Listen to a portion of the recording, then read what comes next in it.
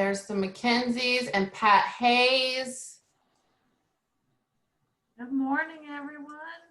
Pat, you actually get to come to this event this year. How exciting is that? That is a positive of the pandemic, is we get to see your face in the summertime.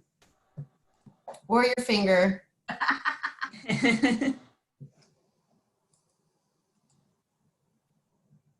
Hi, Eleanor and Johnny and Sid and Carol and Trish and Trey and Adrian. Hi, guys.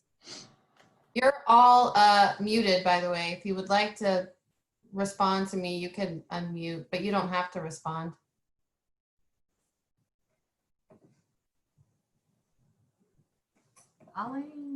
Colleen.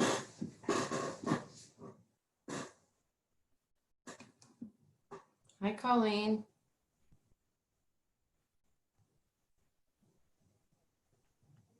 Good morning. Hi, everybody. Hi, Johnny. Oh, there's Kitty Cat. Hi, Meow Meow. Which cat is that, Johnny? No, that's Lenny. Hi, Lenny. He's the brother of the black cat. Did I tell you that I got those kittens? Did I tell you that? I need to. Well, you said that you found someone who's going to help you out with it. Yeah, they've all been adopted and are in good homes now. Oh, right? Great. Yeah, thank you for your help with that. Well, I don't think I was of any help. You totally were. There's Miguel. Look at Miguel. Hi, Miguel. We can't hear you, buddy. You're talking to us. That's because if we all start talking, it would get very chaotic. Are you in your office, your new building, Miguel? Yeah, we can't hear you. You're still muted. That's fine.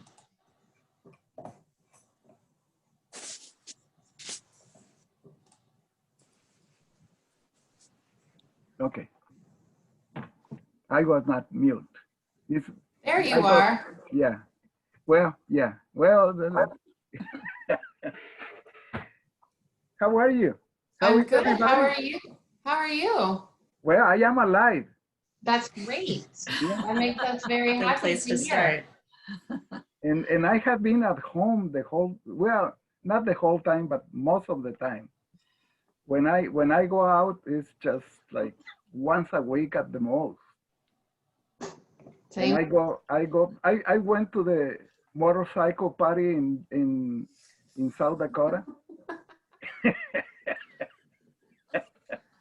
But Sturgis? just for a day. You did? No, don't listen to him. You're kidding. No, he's always making up stories. I am always lying. Yeah. Don't worry. This is true. We've all had our experiences where Miguel scares us because of something he said.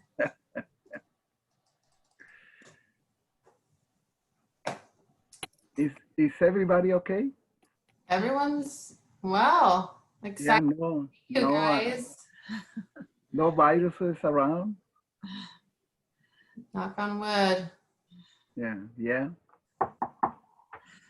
And there are so many comments on Facebook and WhatsApp, etc., that you don't know what to do. But the thing that we have done is we always leave the shoes before entering the home. Oh, And yeah. that was the practice that we have since I remember. And the other thing is we use the masks, and we wash our hands constantly, and we avoid, like 2 days ago we have a kind of a reunion, family reunion, because it was a birthday, and in the back we have a patio, and we were like in groups, the groups of family that lives together, then like at least 6 feet from everybody else. Then it's funny because you are talking like, "Hey, how are you?" Okay. Then it's far, but it's doable. Yeah. It's been weird. Yeah. Hi, Z. You're muted, but I see you. Hello. Hi, everybody. I actually don't see our chat box here. We had this note for y'all to put your name in the chat box, but maybe we didn't get that set up for this. Yeah, there's a chat box. I just Oh, put okay. I just put a hello in there. Why don't I see the chat box? If you hit the chat icon at the bottom, it should open it up. I don't have that. I don't know if it's because I'm screen sharing. I only see 6 people in the grid, which is weird. Like I'm sure Oh, there's you can expand it. Oh, you can. Hey, Eliana, can you keep an eye on the chat box and the whole time since I can't see it because I'm screen sharing? Yeah, for sure.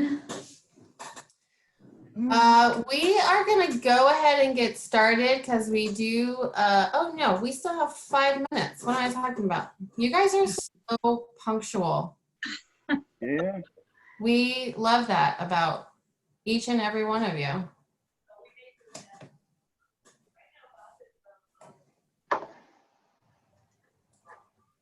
We're gonna give folks a few more minutes.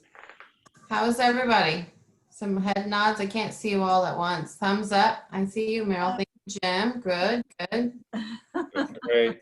Z. Doing okay. All right. Good. Hi, Terry. I see you, Terry. Howdy. Hi, this is Grace. Oh, hi, Grace. You were able to get on. Yeah, Great. by phone. Good, good.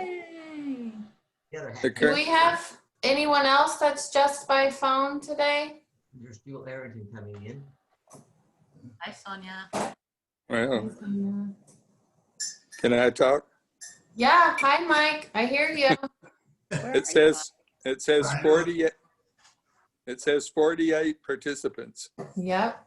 And there's Eric. We get to see Eric during the summer this year as well. All these, How do all I of see? these summer How do I see travelers. people? You don't see us, Mike? I see only you. Oh, well, that's okay. Oh, that's okay. You'll Oops, see whoever's talking. whoever's talking. Okay, goodbye. I mean, hello. Hi. Only why am I with this esteemed group of leaders on the Yeah. screen? You'll find out. That's why you're here. We're gonna give folks a couple more minutes. Eleanor, how are you guys? We're doing well, thank you. I have 2 of these this week. You and Coming of Age is also having a service award program this week. Yeah, you know who's getting nominated at that is Mr. Sid City, who is on the call today. Who? Sid. Oh, Sid? Oh, okay. Hello. Hi, Sid. How you doing, Jackie? I hear you, but I've lost you. I've lost your picture. I don't know where you guys went. It's on the 4th row down. Yeah, everyone's is different. They keep moving around. But Hi, he's there. Jewel. Hi, Mark. Oh. Mark, I haven't seen you in a long time. Hey, Jackie. Yes, I know. Well, I haven't seen many of anybody for a long time. That's true. That's true. Now, how you doing? I'm good. Good. I assume you're at home, right? I am. It is briefly quiet in my household right now. Let's see how long that lasts. Has anybody moved into the new offices yet, or is it not yet? Yeah, Walter's going to talk about that. Oh, good. I don't want to steal his thunder. Okay. Well, we'll go ahead and get started. As I mentioned earlier, we've got a full program today. But we are so excited to see all of you guys. This is one of our favorite events of the year to recognize this esteemed group of volunteers. It's unfortunate that we can't see you all in person, but we really appreciate you guys taking time to log in online with us today so we can recognize you for your service and just spend a little quality time with you. So just some housekeeping things today. I would like to ask if everyone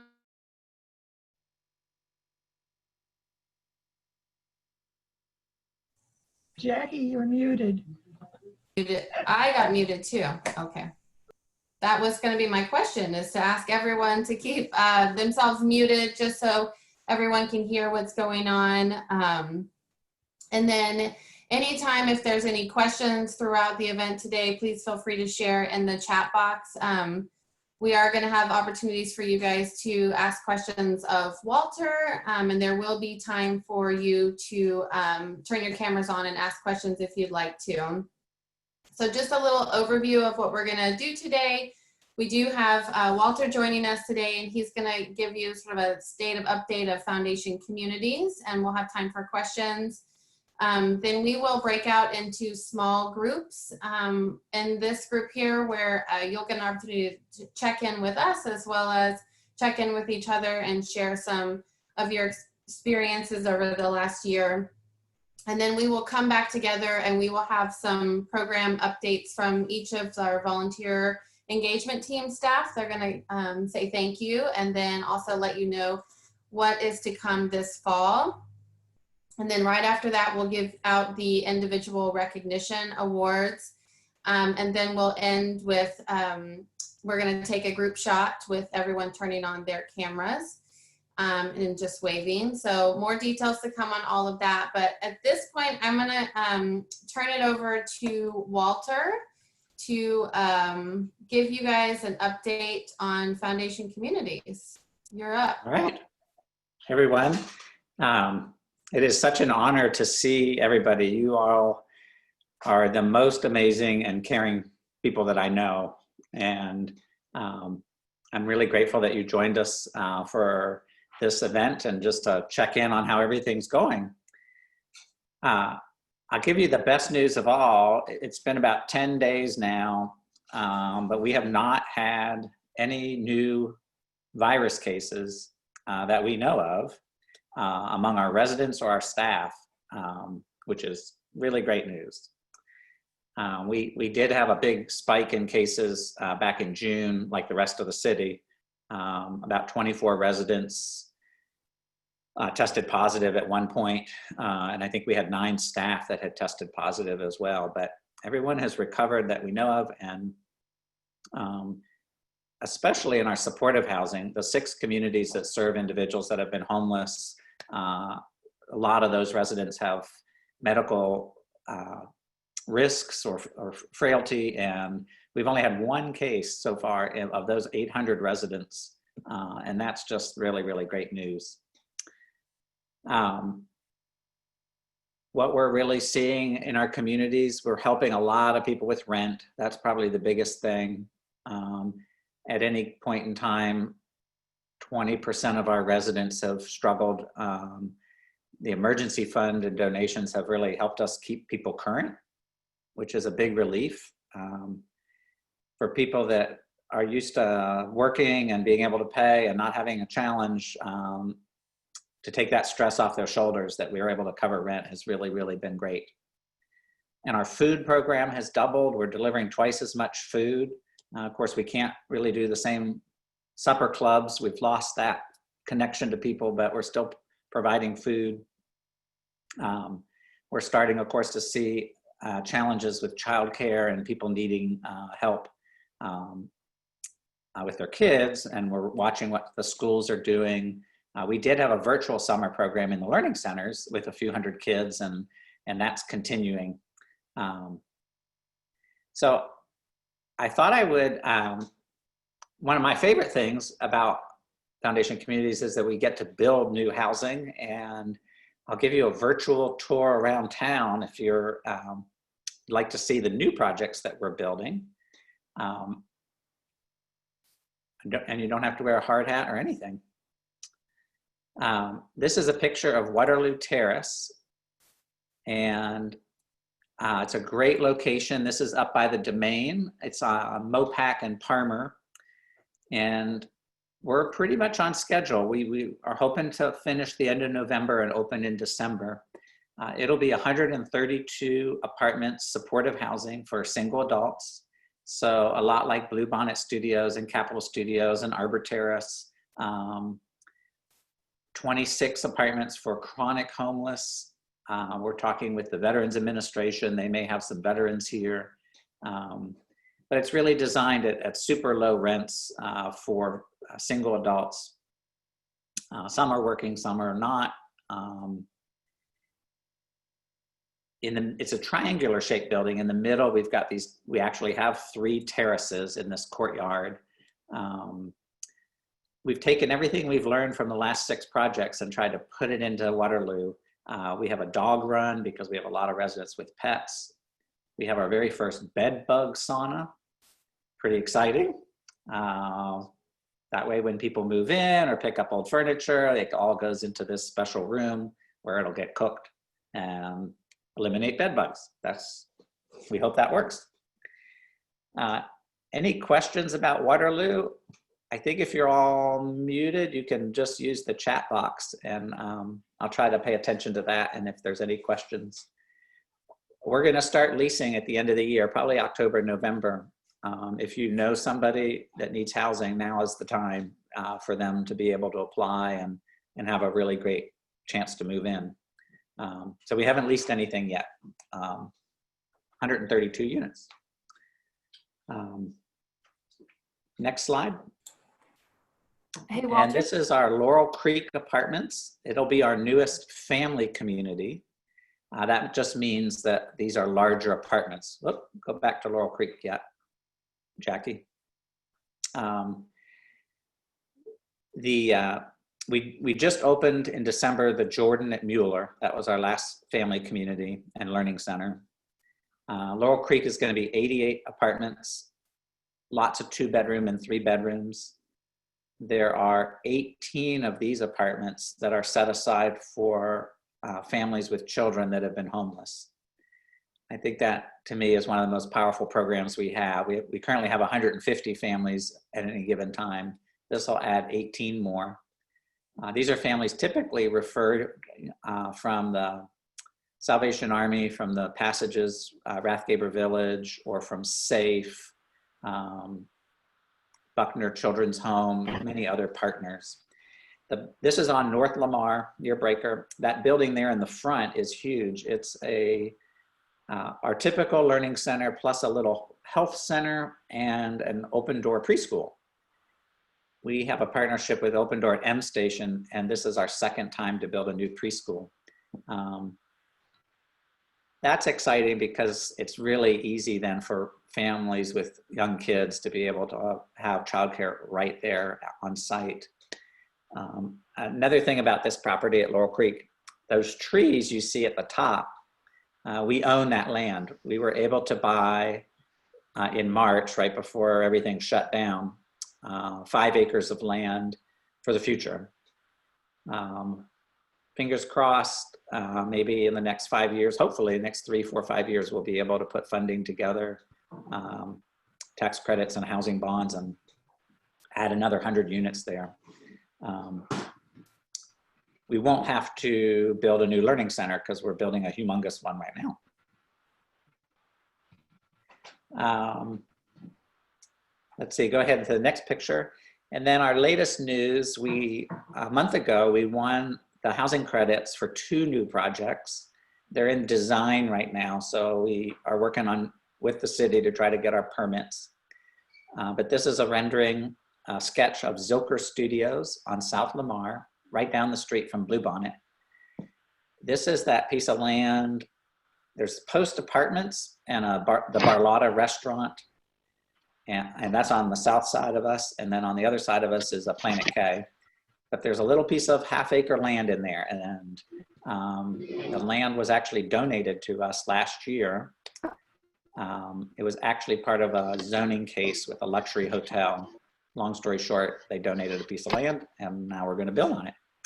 It's going to be 110 apartments, supportive housing for folks that are extremely low income or homeless. And 6 stories, have an amazing view of downtown from the roof. Just excited to be in the Zilker neighborhood. Oh, Shane wrote the question, thought it was going to be Armadillo Studios. I really like the Armadillo name, but several other, we try to pick names that staff generally all agree on, and several people did not like that name. Maybe next time. So we switched it to Zilker Studios. And last but not least, this isn't the most beautiful rendering at this point, but we're going to build the Loretta family apartments by Lakeline Station, our existing property by the Lakeline train station. Just across the street is the Park and Ride. 137 apartments, a lot of 2-bedroom, 3-bedroom, and we already have a big learning center right there. I should know this off the top of my head. I think it's a total of about 437 new apartments in the next 2 years that will open. I'm really grateful that construction has stayed on track. We've had a few construction workers out with the virus, but recover. And now we're really, the only delays we're having right now are really supplies. Some of the cabinetry, electrical breakers, some of the materials and supplies we need are a little slow to arrive. And I think the last set of pictures, I'm proud to announce that our new flagship Prosper Center is open. Many of you volunteer in the financial programs, and this will replace Stastny. It'll be twice the size, 10,000 square feet all on one floor, 230 parking spaces, plus street parking. This is I-35 and St. Edwards Drive. How many of you have already know where this is, have driven by, seen it? Okay. Couple pictures inside. I'm looking forward to when it's bustling with activity. So far, it's been very limited appointments and drop-offs and just a few staff, but we're gonna try to ramp that up over the next month. And if the virus stays low and we're able to do more and more by November 1st, when we get into health insurance season, hopefully we can do more work in person. We're taking it slow. We're being really cautious and setting up all the safety protocols. Can't wait for you to see it. Big waiting area, lots of rooms for coaching and meeting with people privately for classes. You can kind of see the cubes set up there for workstations for people to prepare taxes and have semi-private space. And it's open, but there is part of the building that's still being renovated, but we were able to open half of it. And just can't wait to be there in person. So we've got about 5 minutes set aside just for if anyone has any questions you'd like to ask Walter about anything that's going on with Foundation Communities, you can either put it in the chat or feel free to unmute and ask.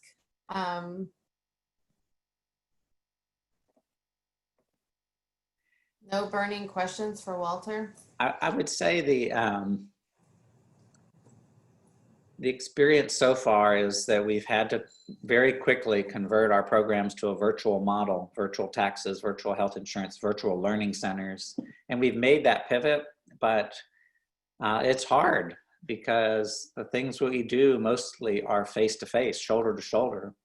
And we miss people, and it takes longer, it takes more challenging. So I'm proud, I'm really proud, I'm really grateful, proud of all the things that y'all as volunteers and staff have done to adjust and adapt to the last 6 months. But I'm also like, if we can, I'm ready to kind of get back to the what we know really works the best for people. Hey, Walter, it looks like Pat has a question about if we're going to be using plexiglass or air filter units. Yeah, the Prosper Centers have got sneeze guards, those clear plastic guards, stations for hand sanitizing and masks, signage, stickers, furniture's been spread apart. We've got a couple operations people that have been working on that end of it. And a lot of things may be by appointment for the next month or two. That way we avoid waiting rooms and lines of people. Walter, Carmen Williams has a question about preschools. How many preschools we have? The childcare centers, we've only done one at M Station. That's with Open Door. They've been open for the last 6 months. They've been one of the essential worker childcare centers.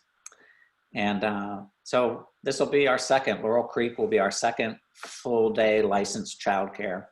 And we're proud to partner with Open Door. We pick up the kids from kindergarten on, but they deal with the kids in diapers and below pre-K, and that's their expertise. Do you want to talk a little bit about our AISD partnership with the pre-K3 program? Or Julian, maybe you might want to talk about that. Either one of you. It's Julian. Yep. Hi, everybody. This is Julian. Yeah, so some of y'all may know that we actually do have a partnership with Austin Independent School District to provide a pre-K3 program. So it's for 3-year-olds at 2 of our locations, at Sierra Vista and at Vintage Creek in Northeast Austin. And so it's really a partnership because it happens on site in our facility. And we found that families find that more comfortable of a place for their 3-year-olds as opposed to being on a school campus. But then the school district provides the teachers and the curriculum and all of that. So the kids are actually getting the AISD pre-K3 curriculum. So right now it's getting ready to happen virtually initially. So kids will be on the computer just like their older brothers and sisters. But then the plan is in 4 to 8 weeks or so after school starts to transition back to in-person instruction. We're still talking about whether we change up anything about how the program happens on site at our place, because we know that there's a lot of sort of precautions we need to take. But I know we're fully enrolled for the coming school year for pre-K3 at both locations. So we're excited about that.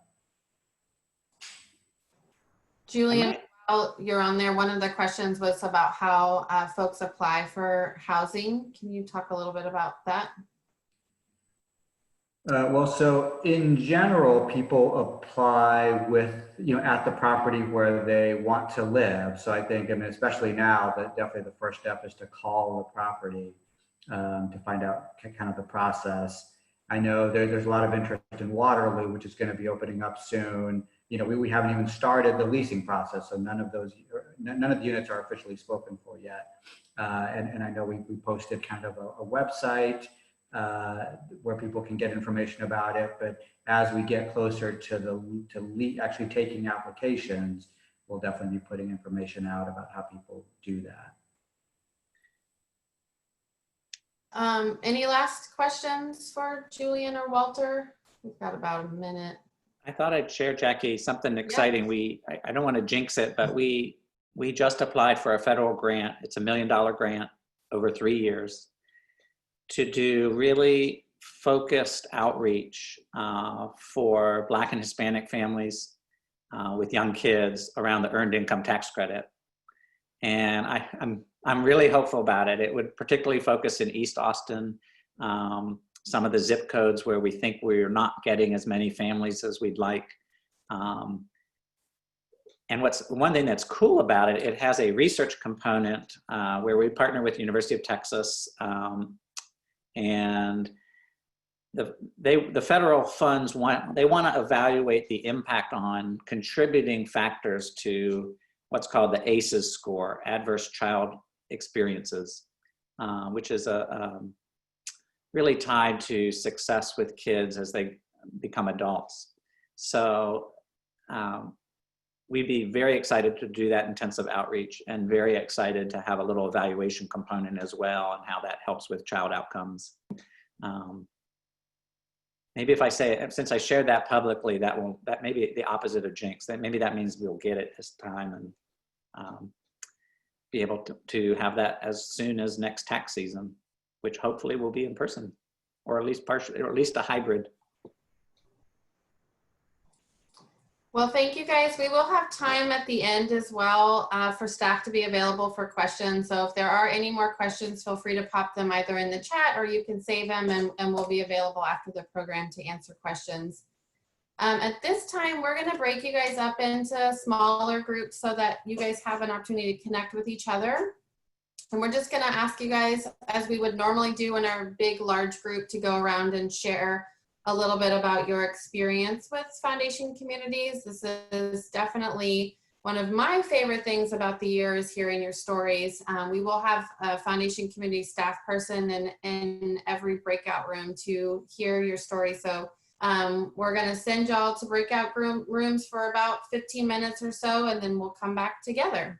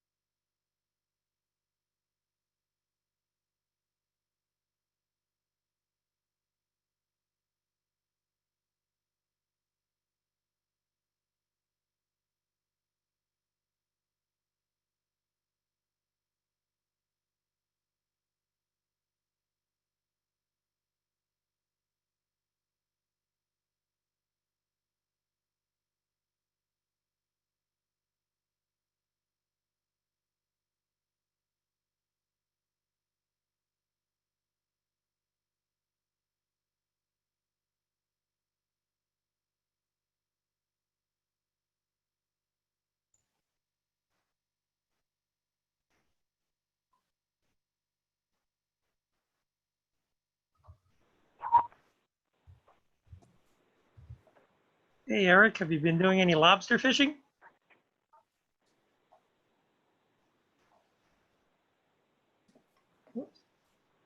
Hello.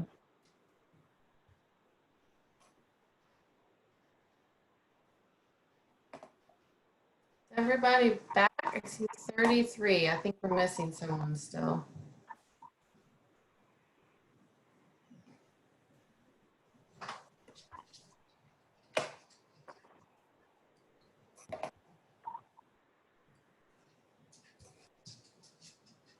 We nicknamed Ileana Pelo Largo. Pelo, Her hair is so big. Pelo Largo. Great quarantine hair going on. Big old hair. That's my new nickname for her. I think everyone's back, so I'm gonna turn it over to our volunteer engagement team to give you guys some updates on what's going on. So, Nikki. Awesome. Thank you.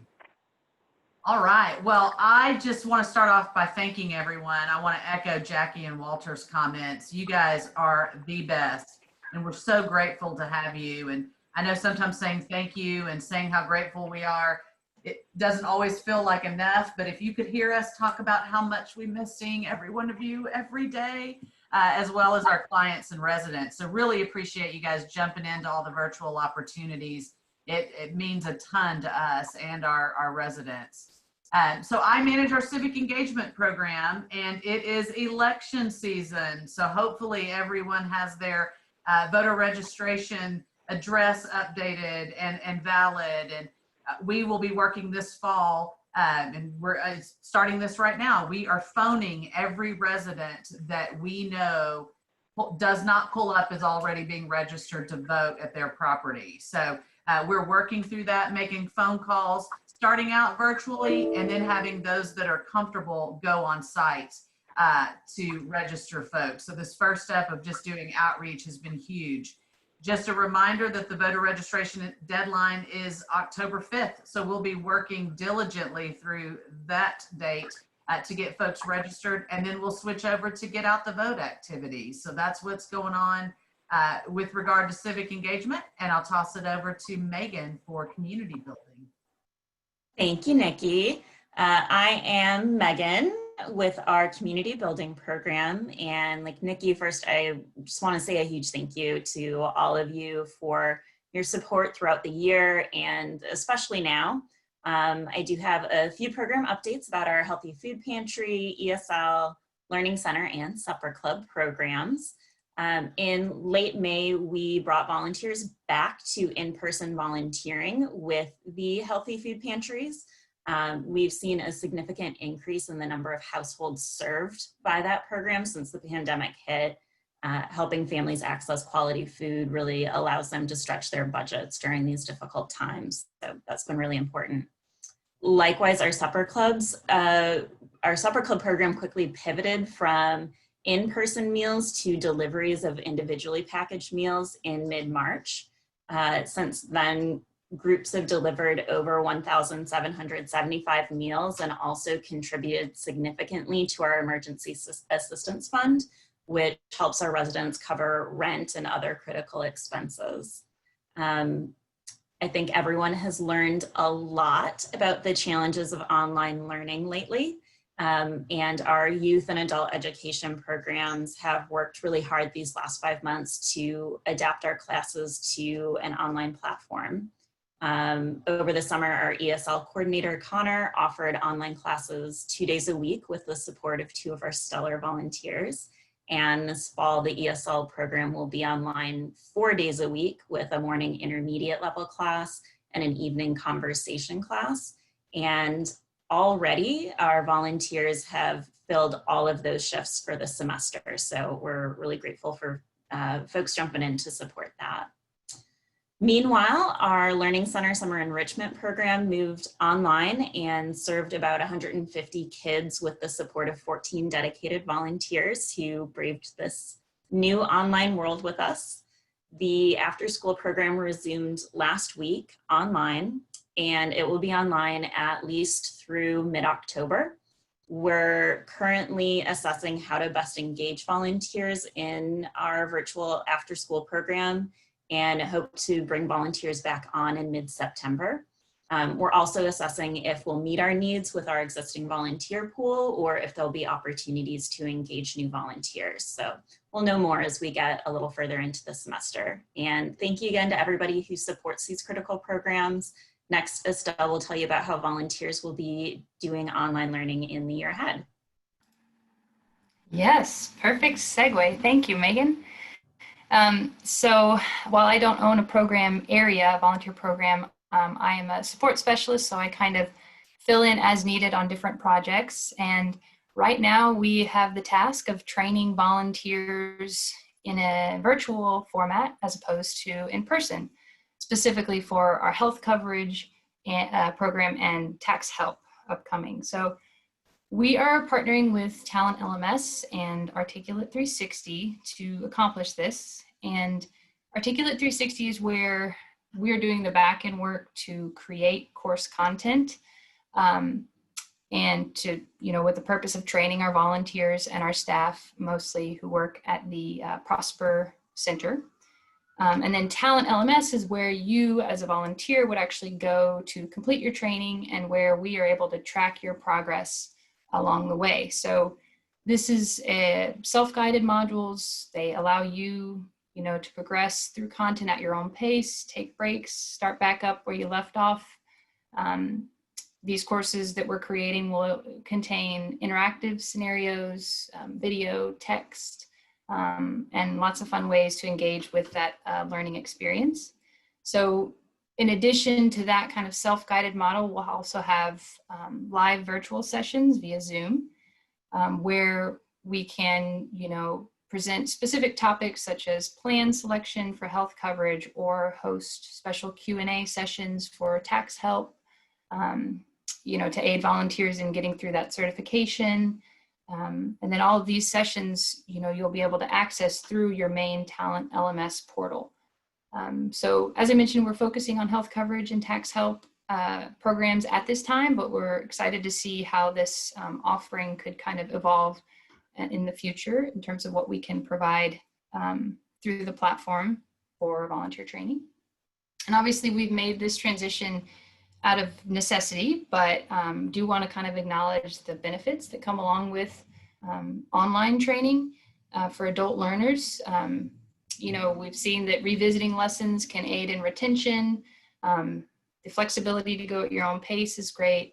Testing your knowledge along the way with short quizzes is a plus, and you don't need to drive anywhere, and you don't even have to wear shoes. So I'm pretty into it. I'm excited to see where this new learning format kind of brings us in terms of Prosper Center volunteers and staff, and just excited to see what opportunities this opens for us in the future. I'll go ahead and hand it off to Danielle. Thank you, Estelle. So I am going to continue on the gratitude train and give a big thank you to our tax help volunteers, those of whom served during the regular season, which obviously got cut short in March, and those of whom joined us for the virtual program. We're super grateful. And I also realized that I want to give a thank you to those who were interested in the virtual program, but we couldn't incorporate at the time since we had to mobilize with a much smaller group. From about January to March, we were able to serve about 10,000 clients. And then during the pilot program this summer, we were able to serve about 1,800 clients and counting. So right now we'll actually be continuing the year-round program through the end of September. And then as far as updates go, so as Walter had mentioned previously, we're kind of envisioning what would a hybrid 2021 season look like. At the moment, the tax team is working really hard, thinking about how the virtual program went this summer, identifying where we could improve processes, slow down bottlenecks. But I think as we're planning, probably the majority of volunteering will be virtual with some in-person volunteering at North and the new South location. But right now we're obviously trying to map out what does safe in-person volunteering look like, which more than likely would mean that tax preparers would not be sitting with the client, but they would be preparing in another room, kind of in that drop-off fashion. Other things we're doing is we're trying to look and see Might there be other types of volunteer roles? So for example, if a lot of this is virtual, maybe there might be a virtual kind of administrative role helping check documents on the back end in between these different steps like intake, tax prep, quality review. So right now we're doing a lot of ideating, a lot of scenario planning. So we're excited to share more updates with you as the fall moves along. And then I think something else I could mention is we are also hoping that we will have a presence at the satellite sites, but probably what that'll be is in-person staff, intake staff, but not volunteers, but much more information to come. And then I think the last thing I could mention as well is we're still determining at what volume, how many volunteers we can engage, but our guess is that we will primarily be a team of UT practicum students and returning volunteers, community. There might be fewer opportunities for new community volunteers, but we're still kind of sussing all that out. So I think that is most of the tax help update. So now I'm going to kick it over to Eliana to talk about her programs. Awesome, thank you. Yes, hey everyone, I'm Eliana. It's really heartwarming to see all of you here. This year has obviously been bonkers, but one thing that's been consistent is all of you and your kindness and your commitment to keep serving the community. So thank you for being a real source of inspiration always, and especially right now. Looking ahead, I'm happy to update you on our financial wellness programs and also Care Calls, one of our newest volunteer programs. So for financial coaching and money management, we've been running as a virtual service since mid-April. Our coaches are meeting with clients one-on-one by phone and by Zoom, and we're also holding group money management classes online. Many of the clients we're seeing right now are really feeling the economic impact of COVID. So we're very grateful for our volunteers supporting folks through this really challenging time. Once it's safe to meet in person, we'll plan to hold in-person coaching appointments again, but we'll also continue to offer the virtual sessions, doing a little bit of a hybrid model. For health coverage, open enrollment is around the corner, and the plan is to serve clients virtually while seeing a very limited number in person. We'll primarily have returning volunteers join us this season, but also a group of UT students from one of our partner classes. So we are busy putting together all of the pieces right now, and in the middle of a pandemic, supporting access to healthcare feels more meaningful than ever, and we're very excited to sort of take this virtual adventure for the upcoming season. As far as College Hub, I am bummed to report that we won't be engaging volunteers for the financial aid season this fall. However, our wonderful staff members are meeting with students virtually, and we'll definitely look forward to bringing back volunteers in the future. And then finally, Care Calls. We introduced this service in March, and we have volunteers calling single adult residents at our supportive housing communities and also at some of our family properties. So the goal is to mitigate the social isolation that many folks are experiencing right now, and we've seen really, really wonderful results from the program. Volunteers and residents are forming great relationships, and so we're committed to keep the program up and running. So that is it for me, but thank you guys so much again, and I will hand it back over to Jackie.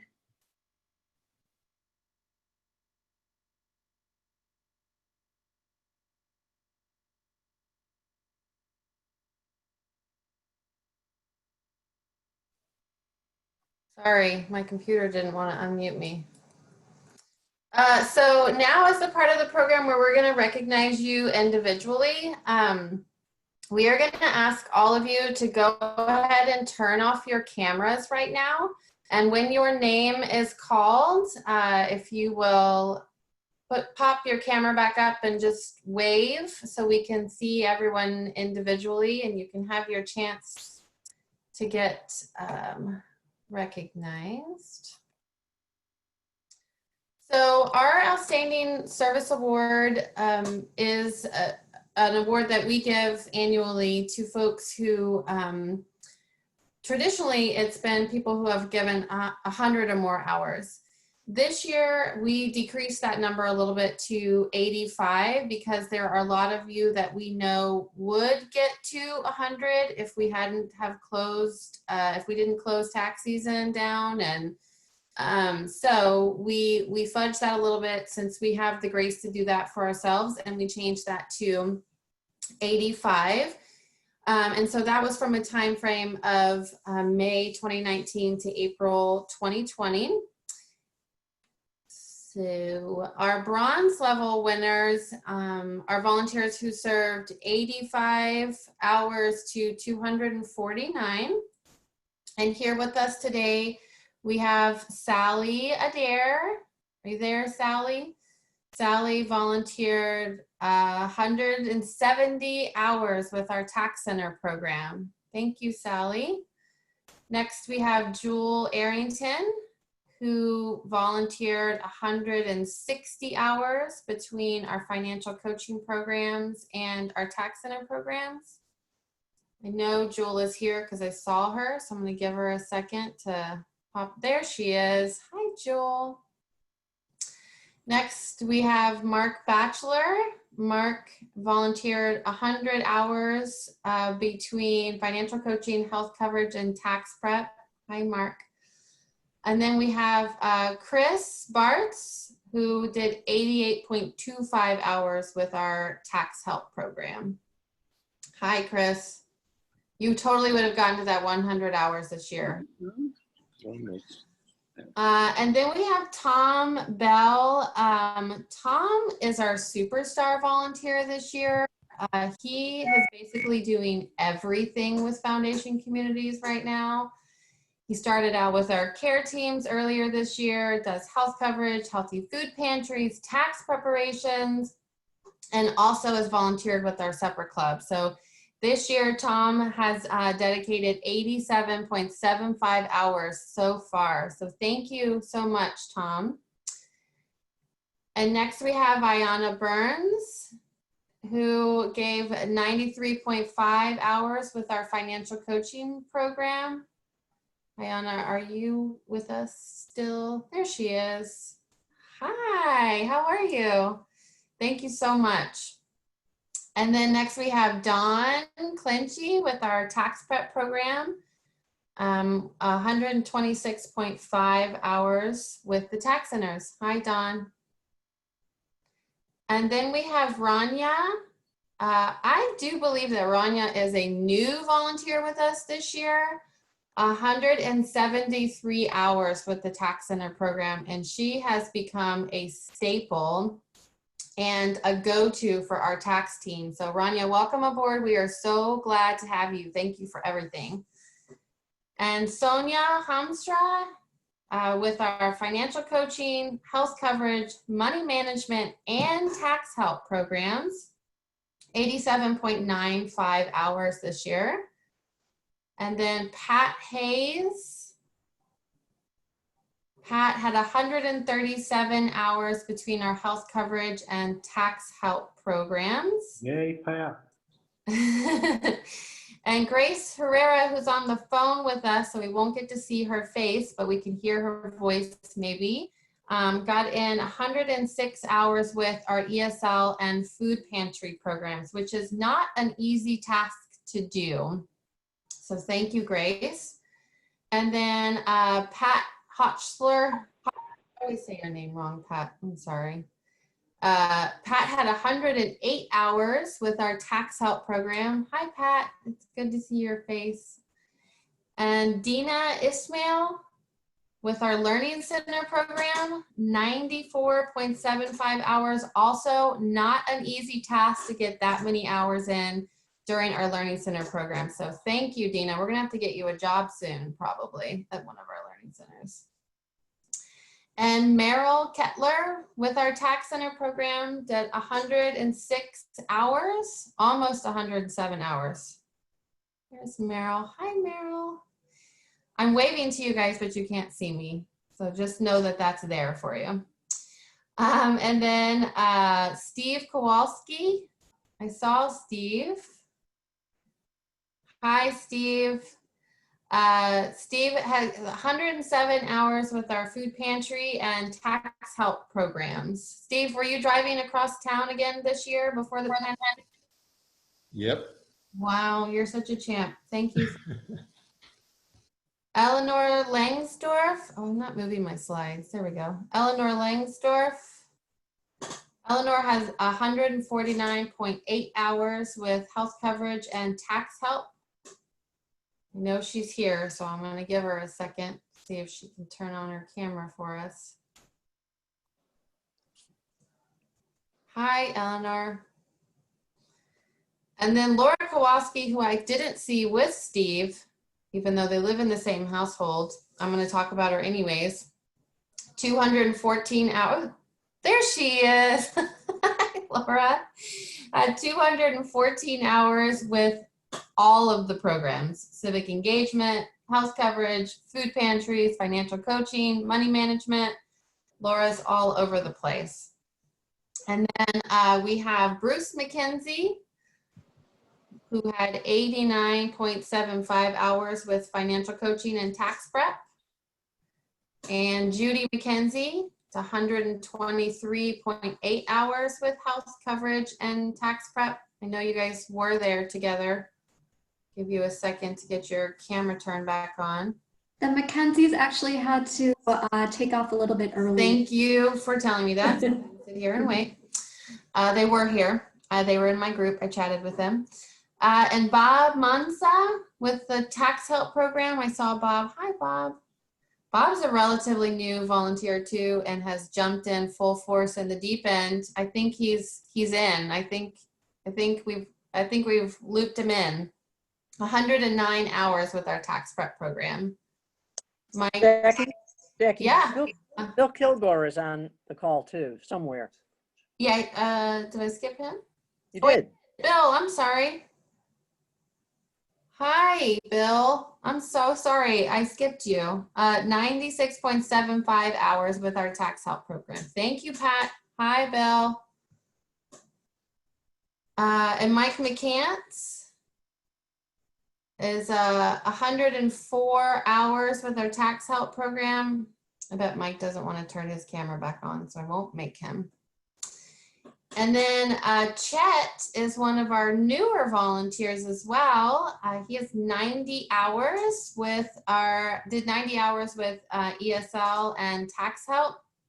Chet is one of our new Care Calls volunteers as well. And we have had so much joy of hearing his story about his connection with his resident through Care Calls.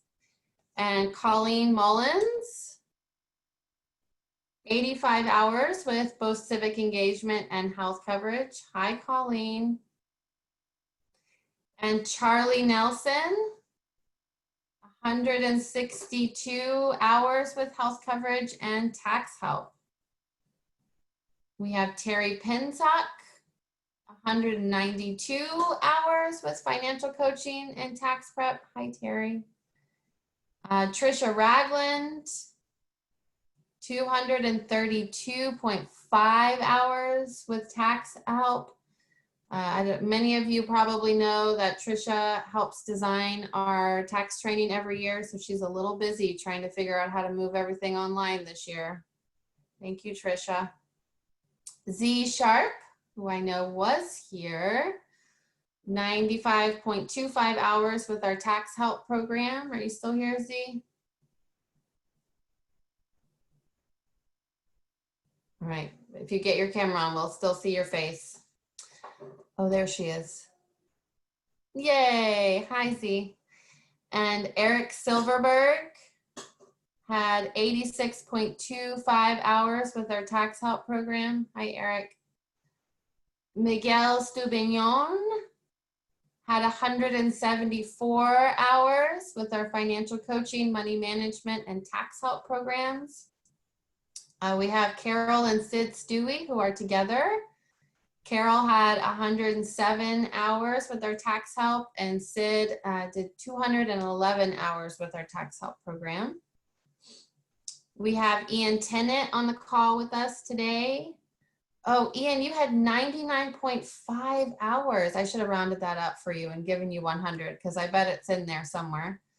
And that was financial coaching, money management, and tax help programs. Thank you, Ian.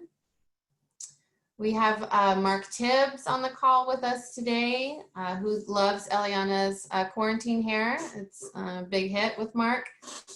Mark has 213 hours with our financial coaching and health coverage programs. Thank you, Mark.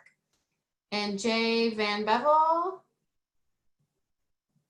has 90.5 hours with our tax help and health coverage programs. Are you still there, Jay? And then next we have Kurt Van Beek, who has 126 hours with health coverage and tax help. Hi, Kurt. I see you wearing your Foundation Community shirt too. We should have had you all do that today. That would have been good for our picture. And Joel Weinstein, 102 hours with health coverage and tax help. Are you still there, Joel? And then we have Gary Wheat. It's 192 hours. Hi, Gary. Do you have on your Foundation Community shirt too? No, you don't. It's not blue enough. Health coverage and tax help. Thank you so much. So those are all of our bronze winners. Thank you guys so much for your service. Our next level is for silver awards is 249 or 250 hours to 499. And we have 3 winners. So Johnny LeBlanc is here with us today. Johnny, there's Johnny. Hi, Johnny. Marcia was going to join us, but it looks like she's not able to make it. But this is incredible service. Johnny had 407 hours. And so that's from year-round tax season last year and our shortened tax season this year. So thank you so much, Johnny. And then next we have our gold level is for volunteers who have done 500 or more hours. And we just have one fine person in this category, and that's Mr. Shane Cook. Hi, Shane. Shane had 700.4 hours this year with our health coverage program, learning centers, and tax help. Thank you, Shane. My child is starting to cry. I hope you guys can't hear that too much. And then our next category, we want to honor the volunteers who in 2020 are serving with us 10 years this year. So we have Trey and Adrian Buchanan who are on the call today. Trey and Adrian have been serving supper clubs at Arbor Terrace for 10 years. Did you guys know it had been 10 years? 10 years. That goes by fast, doesn't it? Well, thank you guys so much for your service. You guys are staples at Arbor Terrace. Everyone over there knows you and loves you. So thank you guys so much for your commitment to Foundation Communities. We really appreciate it. And then we have Jim Kerr, who's on the call today. And Jim is celebrating 10 years with Foundation Communities and our tax help program. Thank you, Jim. I miss seeing you at the tax center. And Dan Minchner, who most of you know, could not be here today. He's on grandparent duty, but he's also celebrating 10 years with the tax center program. And Jerry Mewich, I saw Jerry on the call today. Are you still there, Jerry? She had to pop off. Oh, she had to pop off too. Well, Jerry also has 10 years of service with our Supper Club program. And then our dear Carmen Williams, who I know is on the call as well. Carmen, are you still there? Carmen has been serving supper clubs at Foundation Communities for 10 years as well. Jackie, I think Laura is still on also. Laura.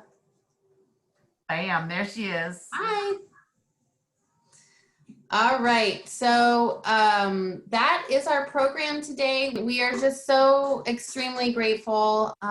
We cannot do our work at Foundation Communities without the support of the community, in particular our volunteers. So thank you guys so much for your dedication. It is an inspiration to us every year to see the amazing amount of work and time that you guys are willing to dedicate to our program. So we miss seeing you all in person, but we're really grateful we got to see you briefly online today. The volunteer engagement team, we're happy to stick around if anyone has any questions about any of the work coming up. We're happy to hang out with you guys for a little bit longer and answer some questions. But thank you so much, and we will see you very soon this fall in some form or fashion. But you guys are wonderful, and we adore you. Thank you, everyone. Thank you. Bye, Jackie. Bye, Thank Jackie. you. Bye. Bye.